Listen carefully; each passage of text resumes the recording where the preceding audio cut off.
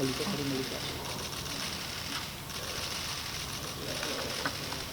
Pak.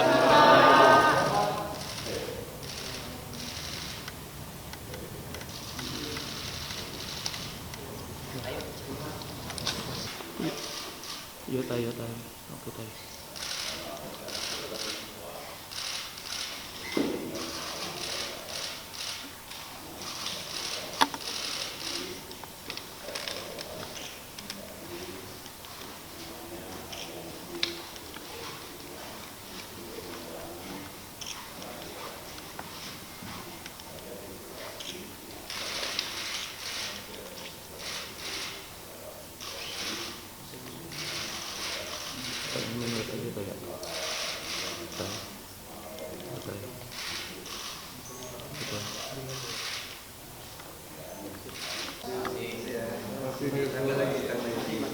Bisa nggak tayo? Bisa nggak tayo?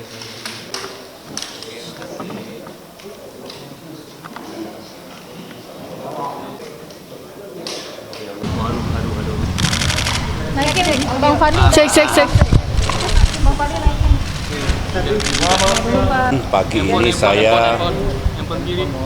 Pagi ini saya menghadap Bapak Presiden sehubungan dengan peran dan amanah yang saya jalankan sebagai penasehat khusus aliansi sedunia untuk membasmi malaria. Saya mendapatkan amanah untuk menjadi special advisor di Asia Pasifik. Asia Pasifik ada, Afrika ada, dan seluruh dunia ada Global Council yang ada di New York. Nah, saya melapor pada Pak Jokowi, dan ini etika politik, karena siapapun yang mendapatkan peran di dunia internasional, apalagi saya mantan presiden, wajib untuk menyampaikan kepada presiden yang sedang mengemban tugas. Saya sampaikan kepada Pak Jokowi, tugas ini penting dan saya terima karena memang ada kewajiban internasional untuk segera mengenyahkan malaria dari muka bumi. Karena kalau tidak akan makin menjadi-jadi. Kita kena COVID-19 yang luar biasa kemarin, pandemi itu. Nah, kita tidak ingin masih ada malaria yang belum bisa diatasi di seluruh dunia. Di Indonesia sendiri, utamanya Papua, sedikit Nusa Tenggara Timur, sedikit Maluku, dan sedikit lagi di Kalimantan Timur. Saya sampaikan bahwa Indonesia juga punya kepentingan untuk menurunkan angka penyakit malaria di negeri kita, dan saya juga punya komitmen untuk Asia Pasifik. Saya pamit tadi untuk berangkat ke New York selama sekitar 1 minggu untuk membahas ini. Dan tentu saya juga akan melapor kepada Pak Prabowo, Presiden terpilih, karena tahun depan akan ada summit di Indonesia yang tentu yang memimpin Pak Prabowo nanti sebagai Presiden tahun depan dan seterusnya. Begitu yang saya sampaikan, terima kasih. Respon dari Presiden terkait dengan tadi Pak yang disampaikan Pak SBY. Tadi selain yang disampaikan oleh beliau Bapak SBY, kita juga sepakat Pak SBY dan saya untuk memberikan dukungan penuh pada pemerintah baru di bawah kepemimpinan Pak Prabowo Subianto. Saya rasa itu. Pak, tadi ada bahas politik itu nggak Pak? Ini tadi Ada Pak SBY. terima kasih. Soal politik Pak. Kebijakannya seperti apa Pak? Halo Kak, bentar gak masuk. Bentar.